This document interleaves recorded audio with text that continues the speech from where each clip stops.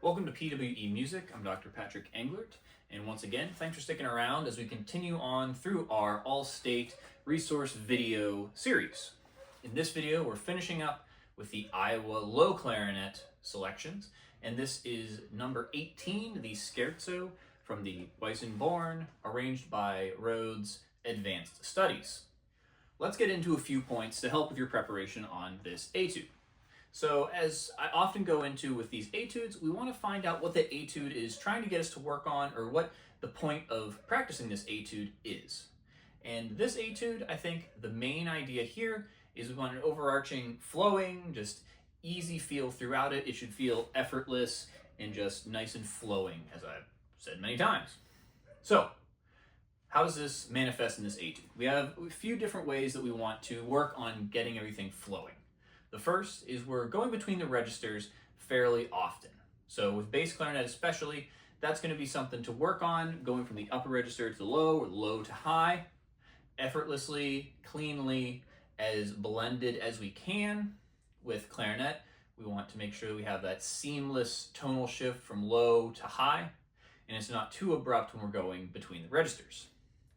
We also have a variety of different articulations here. So we go from slurred and flowing to we have a little more separated and accented and staccato. We want all this to flow. We don't want anything to get too plodding. So everything light and quick. Fingers when we're going between registers or doing some bigger leaps.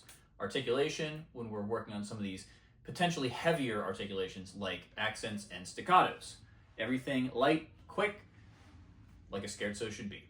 One of the main difficulties that this etude presents is starting in the second register, a little bit higher for bass clarinet, and needing to have a nice clean articulation in time, but also soft. So how are we going to achieve this? Well, we want to have good air support. That's the first step to anything on bass clarinet, really. Good air support. We want to work on locking in our voicing. So if we take the first note as an example here, we have a high G. This one actually needs a little bit more control with the voicing than you might think. So work on really finding what our voicing needs to be. A reminder, your voicing is the shape of your throat and the back of your tongue.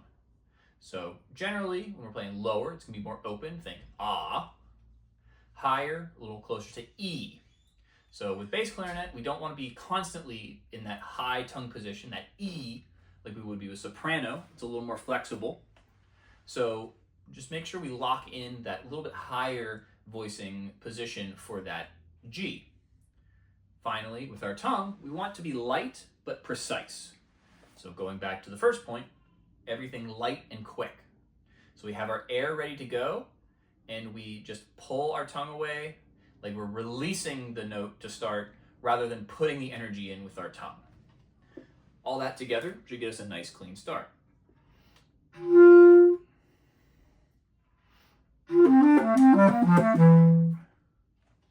The danger is like the first thing I played, where it didn't quite speak in time. That's what we want to avoid. We want to have a nice clean start. Like that. So if it helps to raise the dynamic a little bit, remember if you've watched other videos of mine, dynamics are comparable. So don't worry about playing piano, the softest thing you've ever played. Aim for full tone so we have a nice clean start. Another thing to consider, going back to our first point about everything being as flowing as possible, is that articulations depend on context. So like I said, we have accents, we have some staccatos. Now, oftentimes we'll play these accents very hard, staccatos very pecky. Here, we want light and quick and moving. So we can lighten those articulations up and not have it be the most extreme version of an accent or a staccato. For instance, play the third system.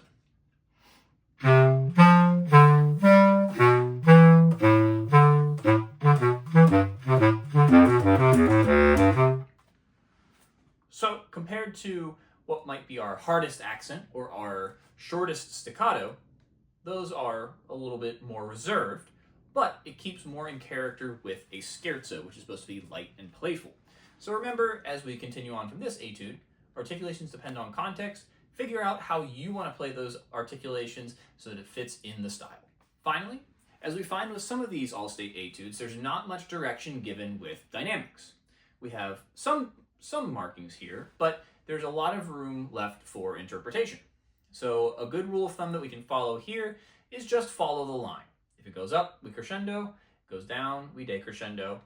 Of course, there are some exceptions, but generally, we can follow the line with our dynamics and add a little bit more character to this piece rather than just following exactly what's on the page.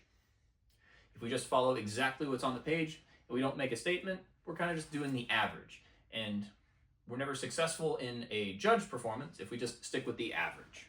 That about covers it for this etude.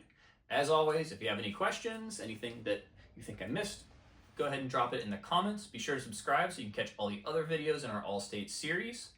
We'll catch you in the next one, and happy practicing.